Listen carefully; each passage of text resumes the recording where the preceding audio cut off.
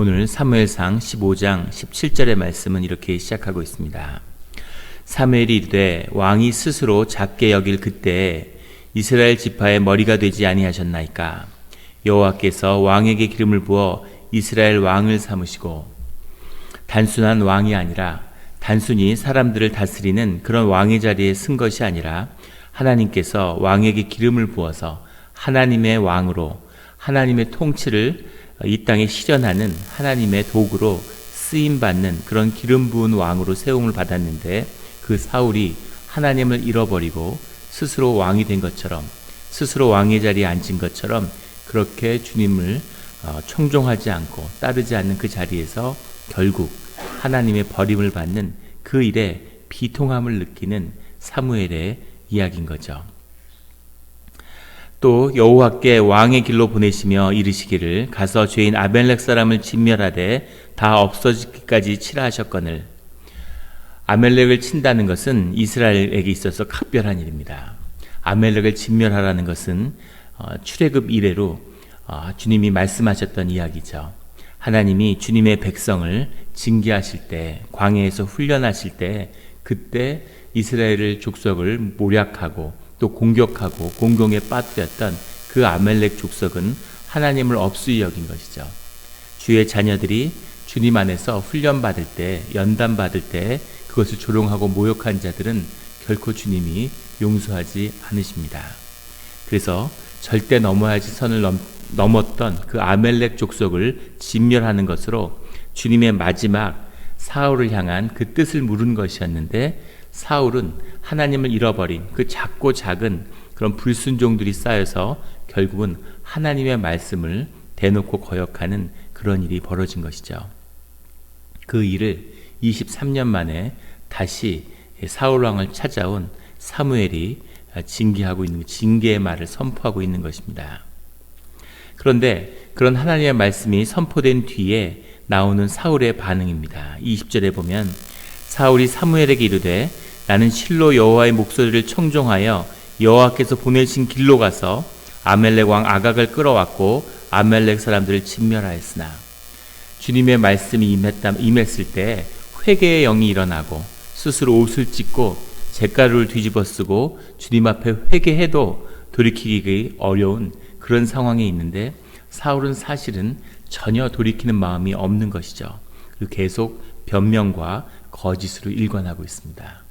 주님이 사울을 불렀을 때 사울이 이스라엘 지파 중에서 가장 연약하고 완전히 지파가 없어질 뻔했던 그런 베냐민 지파에, 그 중에서도 약한 집안에, 그 안에서도 가장 작은 자인 그 사울을 부르셨죠. 그 사울을 불렀던 이유는 사울이 겸손하고 사울이 진실하고 사울이 하나님의 말씀에 청종하는 자였기 때문입니다. 그런데 세월이 흐르고 왕으로서 승승장구하던 사울이 이제는 하나님을 잃어버린 거죠. 이 말씀을 볼 때마다 가슴이 아픈 것은 이것이 우리 자신의 모습이기 때문입니다. 어려운 자리에 있을 때, 힘들 때는 주님께 부르짖지만 상황이 나아지고 잘 되고 세상에 나가서 성공한 것 같고 그러면은 주님을 잃어버리는, 이것이 우리의 모습이기 때문이죠. 어느 자리에 있던, 어디로 가던, 그 무엇을 선물로 받던 그 어느 것에서 마음을 빼앗기지 않고 오직 여호와 하나님에게만 마음을 드는 우리 모두가 되기를 예수 그리스도 이름으로 축원합니다. 사울이 나는 실로 여호와의 목소리를 청종하여 여호와께 보내신 길로 가서 주님의 말씀을 내가 들었는데, 21절에 다만 백성이 그 마땅히 멸할 것 중에서 가장 좋은 곳으로 길갈에서 당신의 하나님 여호와께 제사하려고 양과 소를 끌어왔나이다 하는지라. 나는 청종하려고 했는데 백성들이 이렇게 불순종을 했습니다. 이렇게 이야기하는 거죠. 모든 책임을 백성에게 돌리고 있습니다. 하나님을 잃어버린 하나님의 세운 기름 부은 왕위를 잃어버린 사울의 모습인 거죠. 왕으로서 마땅히 하나님을 향해서 져야 할 책임을 져버리고, 그리고 백성들에게 그 모든 책임을 넘기고 있는 그런 사울의 모습입니다. 22절에 사무엘이 이르되 여호와께서 번제와 다른 제사를 그의 목소리를 청종하는 것을 좋아하심같이 좋아하시겠나이까. 너무나 유명한 우리 성경 전체에서 아마 가장 많이 인용되는 그런 본문 중에 한 곳인 것 같아요. 순종이 제사보다 낫고 듣는 것이 수장의 기름보다 나으니. 우리가 예배에 대한 말씀을 나눴지만 예배라는 것은 하나님과의 관계의 표현인 거죠. 주님 앞에 어떤 사람으로 섰는가, 내가 주님 앞에서 누구인가를 주님 앞에 서서 고백하는 자리입니다. 예배의 형식을 흉내냈다고 해서, 제사의 형식을 따라했다고 해서, 좋은 순양, 좋은 기름을 드렸다고 해서 주님을 만나고 주님을 높이는 것이 아닌 거죠. 가장 작은 자리, 가장 낮은 자리에서 주님께 나아오더라도 주님께 내 마음을 드리고 주님 앞에 진정 자녀로 섰을 때, 그때에 주님 앞에 제사가 드려지는 겁니다. 순종이 제사보다 낫고 듣는 것이 수장의 기름보다 나으니. 우리 이 말씀 같이 한번 한 목소리로 봉독해 볼까요? 순종이 제사보다 낫고 듣는 것이 수장의 기름보다 나으니라. 아멘. 늘 순종하고 듣는, 우리가 주님의 음성을 듣기 위해서 새벽의 기도의 자리를 찾았죠. 주님의 음성을 듣는 것이 먼저입니다. 그런데 주님의 음성을 어떻게 들을 수 있냐면, 주님의 음성을 들을 준비가 되어 있는 것은 주님께 순종할 마음이 되어 있을 때이죠. 주님의 말씀을 한번 들어보고 내가 순종할 수 있는지 없는지 한번 따져보고, 그리고 따를만 하면 따라야지, 이러면 일생에 한 번도 주님의 음성을 들을 수 없습니다. 주님의 음성을 순종하고 주님의 음성을 따르겠다고 하는 그 결심이 서 있을 때 주님이 주님의 음성을 우리에게 들려주시는 거죠. 주님에게 순종함으로 주님의 음성을 듣는 그런 우리 모두가 되기를 예수 그리스도 이름으로 축원합니다. 23절에 이는 거역하는 것은 점치는 죄와 같고 완고한 것은 사신 우상에게 절하는 죄와 같음이라. 이 말씀도 굉장히 중요한 말씀이죠. 내일 주일의 말씀과 통하는 말씀입니다. 신기하게도, 정말 신비하게도 늘 새벽 기도의 말씀과 그 주의 주일 말씀이 같이 가는 것을 보게 돼요. 완고한 것은, 교만한 것, 오만한 자리에 앉는 것, 그것은 우상에게 절하는 죄와 같다는 거죠.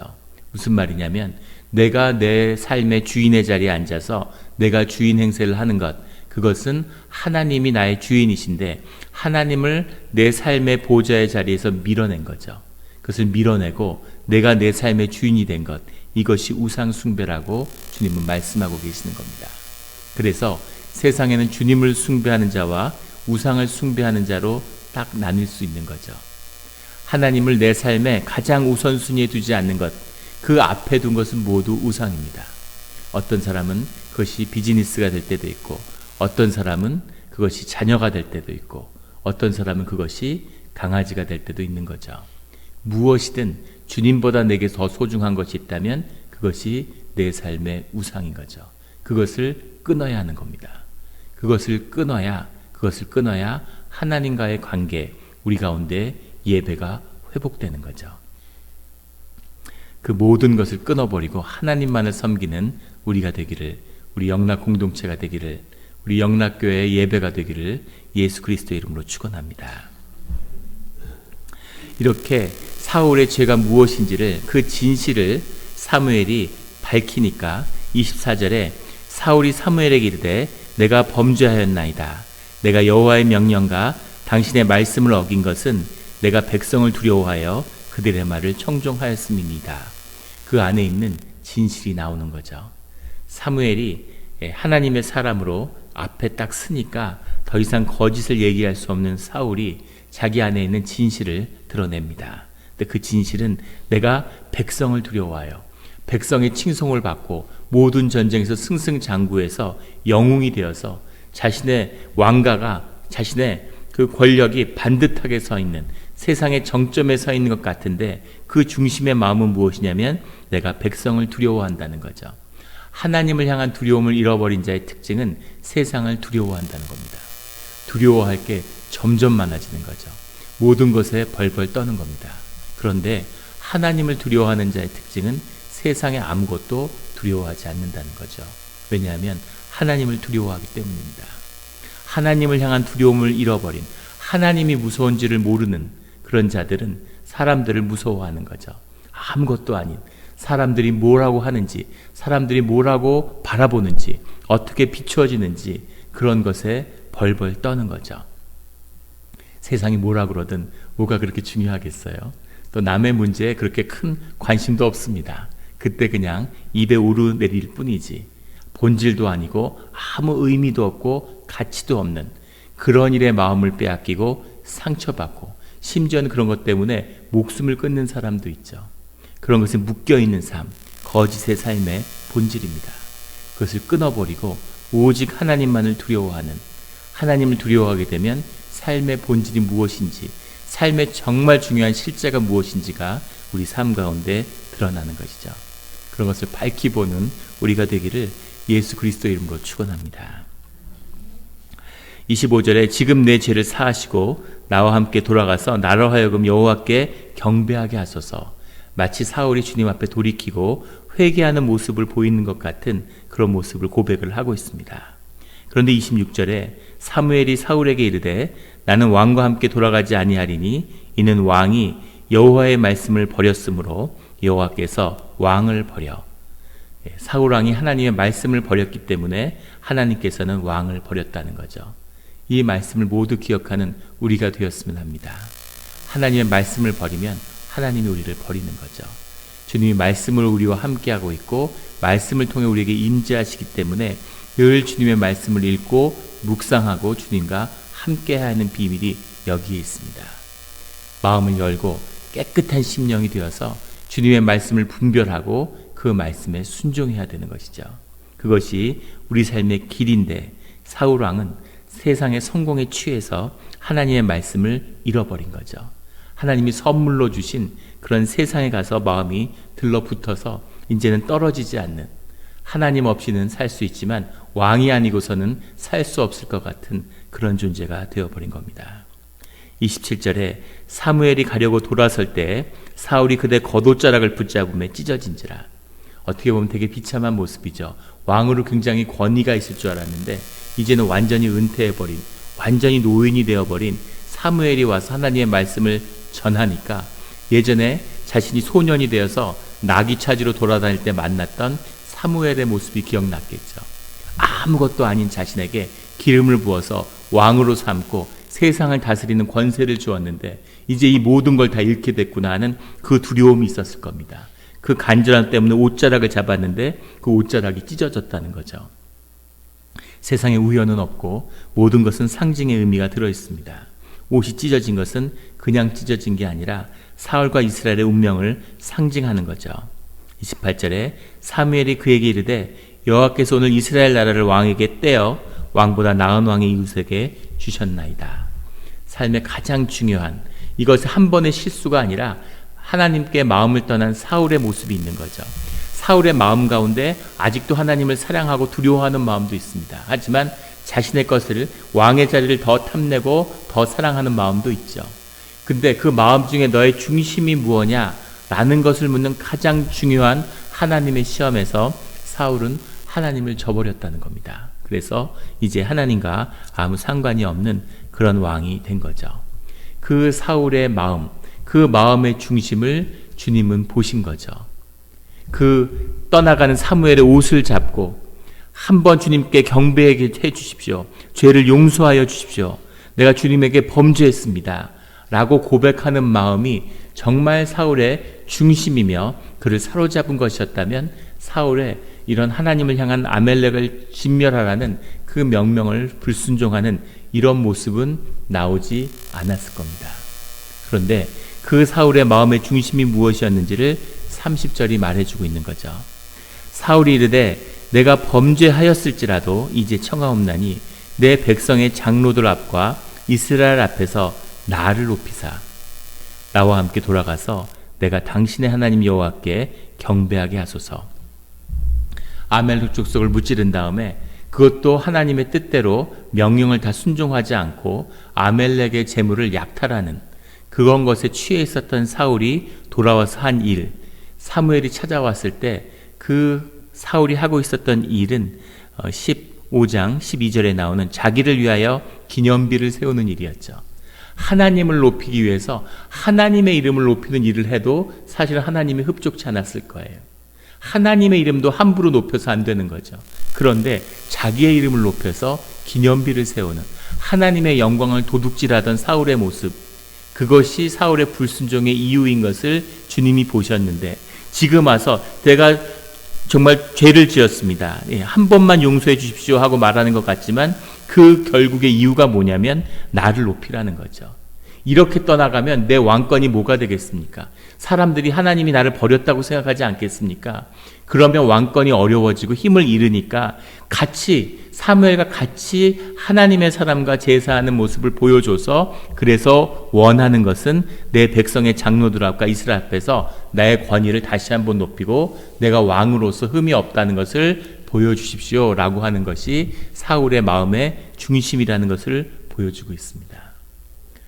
하나님을 잃어버린 거죠. 정말 하나님 앞에 범죄하고 하나님, 제 죄를 달게 받겠습니다. 왕위가 아니라 무엇을 버려도, 모든 것을 가져가고 처음에 찾았던 그 나귀 새끼도 가져간다 할지라도 그래도 주님 한 분으로 족합니다 라는 마음으로 돌아왔어야 되겠죠. 하나님은 아마 그런 모습을 기대했을 거예요. 그런데 사울은 결국에 하나님을 찾는 이유가 나를 높이기 위한 것이라는 거죠. 절대로 하나님은 첫째가 될 수 없고 자신이 첫째가 된 겁니다. 이것이 우상이고, 이것이 교만이고, 이것이 오만이고, 이것이 완악함이고, 이것이 우상숭배인 거죠.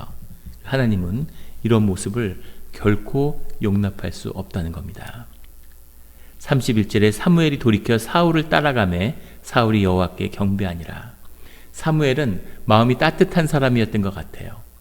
사울을 하나님이 버렸을 때 밤새도록 부르짖어 울부짖는, 울어서 기도하는 그 사무엘이 계속 가슴 아파하죠.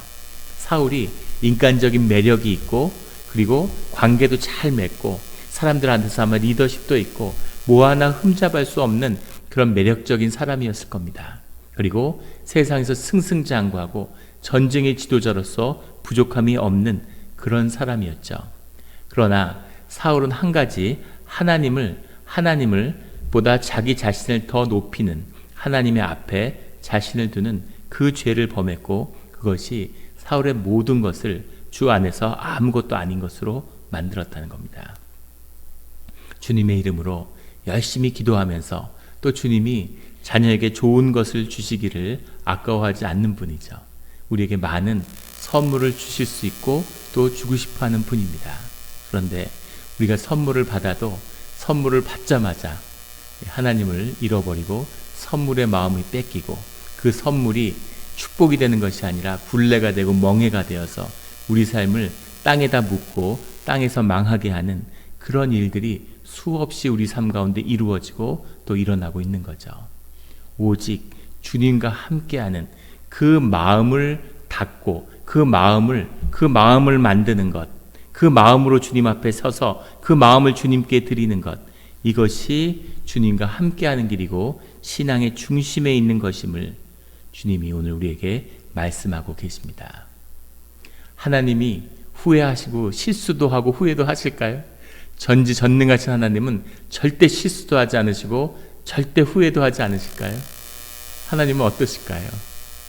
오늘 본문에 놀랍게도 35절에 여호와께서는 사울을 이스라엘 왕으로 삼으신 것을 후회하셨더라 라고 기록하고 있습니다.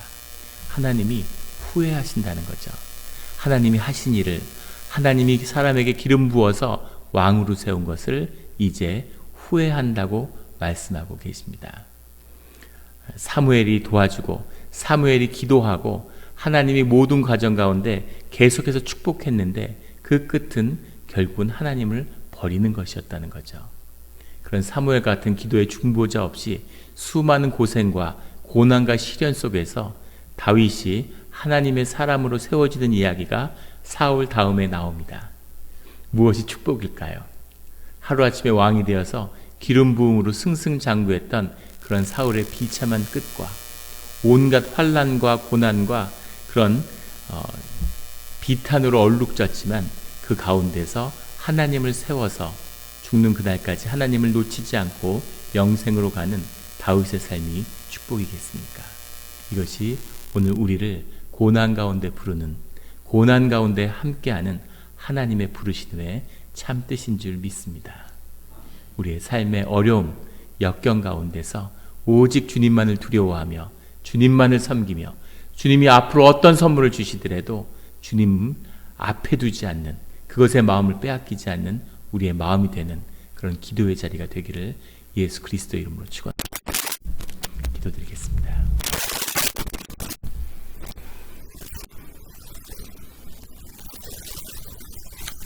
하나님 아버지 감사합니다. 귀한 말씀을 주시니 감사합니다. 또 이 말씀이 때문에 우리가 얼마나 가슴이 아플지 모르겠습니다. 주님, 사울과 같은 모습이 우리의 모습이었음을, 내 모습이었음을 주님이 아십니다. 주님의 은혜로, 긍휼로 우리가 준비되지 않았을 때 우리가 내 욕심으로 하나님의 능력을 이용하려고 세상에서 성공하고 싶어서 주님을 찾고 주님께 많은 소원을 빌었습니다. 주님이 응답하여 주시고 주님이 기쁜 마음으로 주신 선물이 많았음을 기억합니다.